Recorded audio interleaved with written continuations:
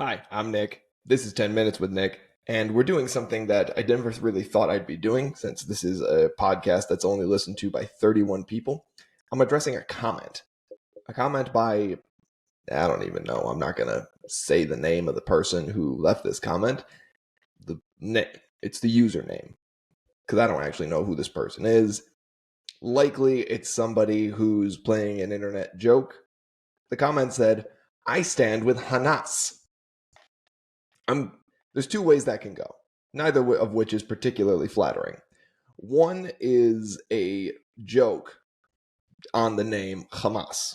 And if they're making a joke about that, it's a joke in very poor taste. And I would advise you to update your humor for perhaps the 20th century. Eventually, you'll be able to update your humor for the 21st century and join those of us in the present moment. But I think since you seem to be in some sort of 19th century, 18th century humor, move it up a little bit, and then, you can start to talk about being funny in the present. If the comment was a misspelling and they meant to say, I stand with Hamas, no. Don't comment on my page. If you're subscribing, Mr. I stand with Hamas, get off my page. I don't want you. I don't want you here.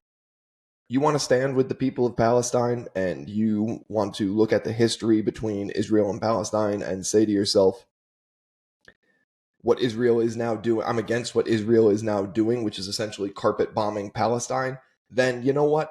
That's a legitimate position to take. I won't necessarily agree with you because this is a war, but I will say to you that I can see where you're coming from. I can sit with you. I can have that discussion. I can respect that position. I can respect a position that says I'm sickened by the loss of life in Palestine right now.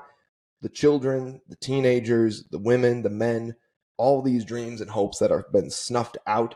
47 actual families, full families, have been removed from the Gaza registry. Like, not just people, families. The group, the nuclear family, the extended family, they're gone. They've been erased by the bombing going on. Yeah, I can get behind saying, okay, what's happening now is disgusting. What happened in Israel is absolutely disgusting. But anybody who would even joke about saying, I stand with Hamas, you know what? Screw you. I'm not going to swear on this podcast because I've made a habit of not swearing so far. And if I start swearing, I have to mark this thing as explicit and it gets to less people. But let's be clear. If you leave a comment on my page that says, I stand with Hamas, no. Just don't. Just don't do it. You're not funny. And frankly, if you're taking that position seriously, somebody better come find you because you're at risk and you need help. You need massive amounts of help. Okay, so that's my opening of this podcast today. I want to make that clear. I'm not going to block that comment. I'm not going to remove that comment because I believe that the best way to root out the crazies in the world is to allow free speech. Because the solution to speech that we disagree with is not to silence and it is not to censor. It is more speech. If you hear an idea that you are against, you need to know who's saying that idea and you need to be able to develop a position against that idea. Censorship only accomplishes, all censorship does is that it creates the conspiracy theories that allow these crazies and these lunatics, excuse me, and these lunatics to continue to grow in silence. And lunatics growing in silence, that's bad. That's serial killers. That's everything bad in the world. That's megalomaniacs. That's narcissists. If you say to someone, you're not allowed to speak, what you're saying to that person is, your ideas are so scary, I can't hear them. No, their ideas are in fact so scary that we need to hear them and we need to know who's saying them. You need to know. If your neighbor is a closet Nazi, don't say, I just don't want to talk about this. No. Tell them to, tell them what you think of that. Tell them what you think of the fact that they're a Nazi. If they proudly wave the Nazi flag, tell them what you think of them. Speech is the only way to defeat bad ideas. And the only way to find bad ideas is free speech. Censorship never works. It never works. It means you're going to hear unpleasant ideas. It means I'm going to get comments on videos like I stand with Hamas. And you know what? That's good.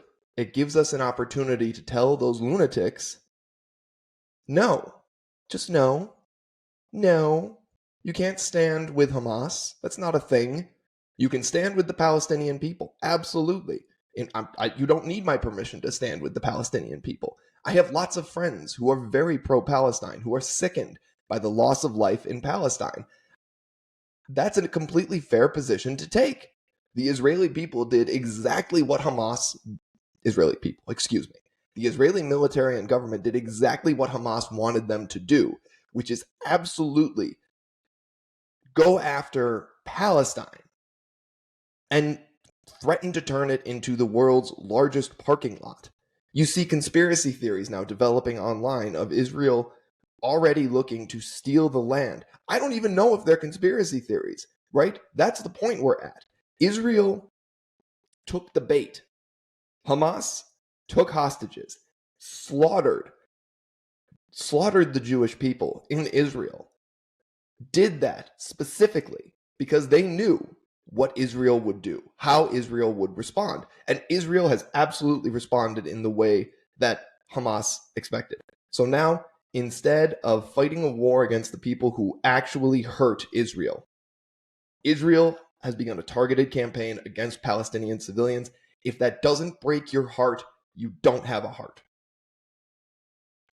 That's not to say that this isn't a war and that there wouldn't be civilian casualties. There are always civilian casualties in war. Look at World War, look at any war. Look at any war. There's never not civilian casualties because war is awful. War is not good. There's never such a thing as a good war. There's never a thing as a war that ends the exact way it needs to end because we're human. We don't have that kind of knowledge and the ability to only, it's like the idea of surgical missile strikes. Surgical missile strikes don't exist. You're dropping a bomb. It explodes. And the way they're fighting in Israel, 5,000 rockets were launched at Israel or 2,500 rockets. I don't know the exact number because the numbers changed in the reporting. So all those rockets got launched at Israel. Israel launched all those rockets back. And you know what? When Hezbollah from the north decided that that was a good time to also throw rockets at Israel, you know what Israel did? They launched rockets and they ended up accidentally killing a bunch of reporters. Civilian casualties are the natural outcome of war, and they're especially the natural outcome of war if you launch rockets into one of the densest urban population areas in the world. It's a tiny, tiny, tiny part of the world. It's mostly urban. There's no such thing as launching a surgical strike with a rocket into a building. Even if Hamas has a strategic radio center inside of a tower, if you launch rockets at the tower, you can't take out just one floor of a tower. It's not how that works. Now, people may come in and they may say like, well, war has losses and there are levels of acceptable losses, but you're already saying when you've colored that phrasing that way, you've said acceptable losses. What you've said, acceptable loss, there's a part of that sentence that people leave off because it makes you feel gross when you say it. Loss, acceptable loss of human life.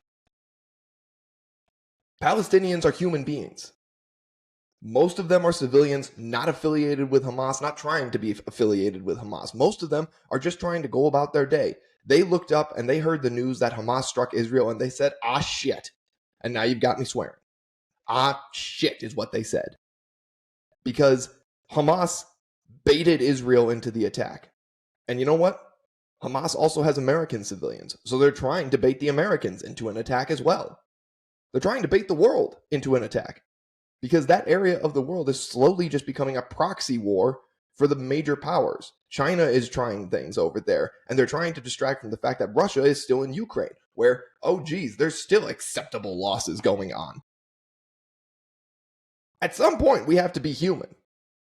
At some point, we have to be human and just be sad for 5 seconds about the fact that human beings are dying. Children are dying. Teenagers are dying. Someone made a really good point about this on social media. And I hate saying that people made a good point on social media because it gives credence to the fact that social media might actually have a benefit to things. But you know what? Someone made a good point on social media. Children are dying, and not just children, teenagers, people who are on the cusp of becoming adults, who are trying to have dreams, they're getting snuffed out. And they're getting snuffed out at an alarming rate. If you have actual data being published that whole families are being removed from state registries in Gaza, whole bloodlines being removed, that's a horrible thing. That's awful. Hamas baited Israel, and Israel has taken the bait, and civilians in Palestine are dying. Civilians in Israel died. Human beings have died on both sides in scores, and more human beings are going to die. And we don't talk about that because, well, we color it over with language of like, oh, war is nasty. I've said war is nasty. I've used that language on this podcast because it is. It's a nasty business. And when you talk about war, you have to talk about it in such a way that you won't go crazy in the long run, but you also have to understand what you're doing. You have to understand what you're doing. You're killing human beings. Even if it's just military on military, it's still human beings dying. And in the case of Palestine, in the case of the Gaza Strip, it's mostly civilians because you're fighting an insurgent. You're not fighting a military. You're fighting a terrorist group that pretends to be a government. And in the interim, you're just killing civilians. You're trying to choke out Hamas. Well, I've got to tell you, Hamas prepared for the fact that all their supplies were going to be cut off. The women, children, and men of Palestine did not, because why would they? Because they're civilians, because they were just trying to live. Look, don't come on my page and talk about Hamas and say, I stand with Hamas. Don't even joke. Don't even say, like, I stand with Hannah's. I don't know if that's like a misspelling or if that's a whatever. All the blood that's being shed right now, don't make jokes. This is not a good time to make jokes. Make jokes about governments. Make jokes about, make jokes about President Biden. Make jokes about the fact that our House Republicans can't seem to get their act together long enough to actually have a government, which is not something I ever thought I would say in this day and age. Don't joke about terrorists. Don't joke about supporting terrorists. The loss of life in Palestine right now is staggering. This needs to be treated with the respect and the humility that it deserves. And frankly, Israel took the bait. Israel is still under attack too. Like, their people are still under attack. Hamas has not stopped fighting Israel. This is not a good situation.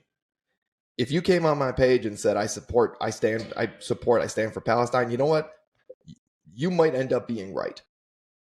And not only you might end up being right, you're right at this moment because the loss of life in Palestine right now is staggering. The Gaza Strip is already fundamentally changed and fundamentally, frankly, probably ruined. I don't know what the Palestinians are going to do after this. Look, I'm at 14 minutes. I could keep ranting about this probably for a half hour or an hour. Don't come on my page and say I stand with Hamas. Don't do it. Don't joke about it. Don't misspell Hamas and try and hide behind that. Palestinians are human beings. Hamas is not. Hamas is a bunch of, I don't know. They're people who just don't care about the loss of life. Any jokes about this, any non-serious stances about what's going on right now over there, frankly, any non-serious stances about what's going on in the world in general, right? Anywhere where somebody is talking about the losses that have happened so far, remember that it's the losses of human life that have happened so far. Losses of human life. I'm at 15 minutes. I'm done. I'm Nick. This is 10 Minutes with Nick. Everybody except the asshole who left the comment, have a great day.